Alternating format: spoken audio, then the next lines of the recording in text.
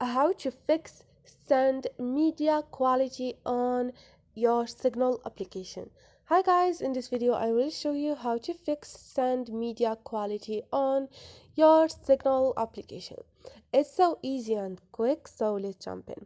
First thing, go to your Signal application on your phone and click on those 3 points up there and click on setting. Scroll down and click on data and storage.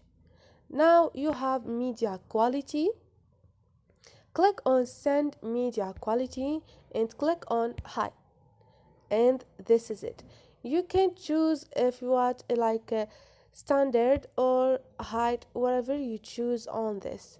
And this is it. So this is it guys. Hope this video was helpful to you, and if you liked the video, don't forget to subscribe and like.